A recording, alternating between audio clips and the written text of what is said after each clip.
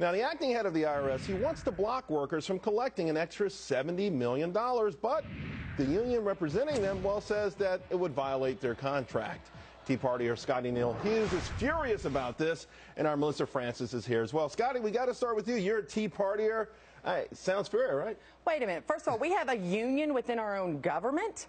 Seriously, does that not, that seems really weird that we're having to hire people to actually protect themselves from ourselves. And we're using taxpayer dollars to do this. And that's my question. And well, if you want to get a little bit more upset, in fact, 201 IRS workers are full-time.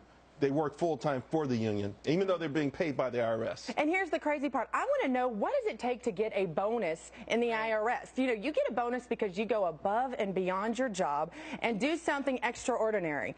Here's my question for you. What is it? Did they audit more people? Did they find more loopholes? Or did they just win the limbo contest at the last IRS convention? What do you have to do to get a bonus? It's true. It's a great point, because in finance, you can always quantify exactly what someone does to get a bonus. You see how much more money you made on the money you were given. What do they do with these guys? I mean, do they say you collected this much more than you were supposed to? I love it.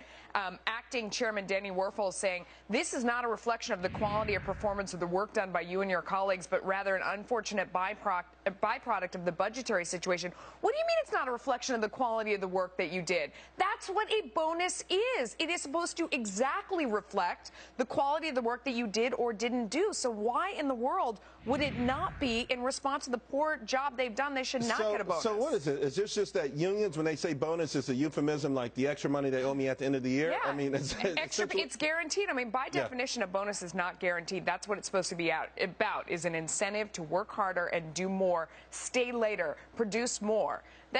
It's not guaranteed. That's what it is. But maybe, to your point, Scottie, maybe they did do what they wanted to. Maybe they did earn it. Maybe by targeting people like you, they got these bonuses. Maybe that's how they earned it. And that's what scares me, because we know everybody can make mistakes on their taxes. That's just it. I mean, when you've got to file taxes, it takes literally a PhD if you're going to do it yourself. Well, with the money that you and Melissa make, I do one sheet. Well, I doubt that one. I think it's the exact opposite. I wish. Yeah.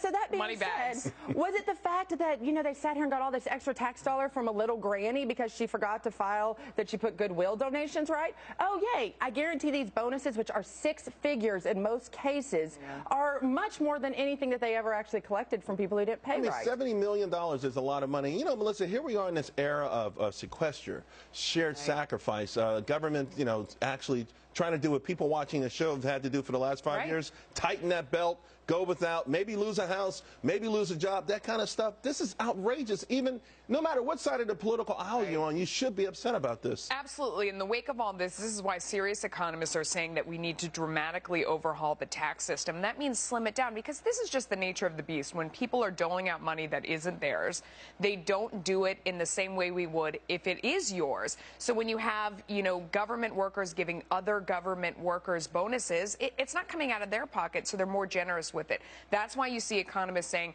we need a simpler tax code, a flat tax system, something that takes the temptation out of it, where it's not so subjective. But here's the thing, Scottie.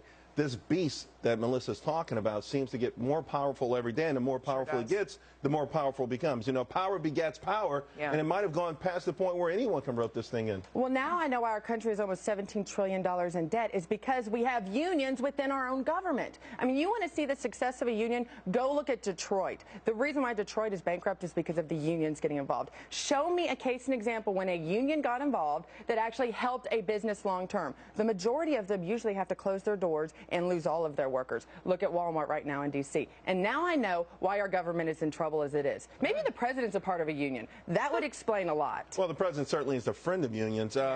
Melissa, real quick, where do you think this? I mean, it just feels like Washington is so tone deaf. At least this commissioner stepped up and said you guys aren't going to get it, although he tried to couch it in a way that didn't imply that they did a poor job. However he does it, I mean, I hope that they hold tough. I hope they stand up and don't go through with it.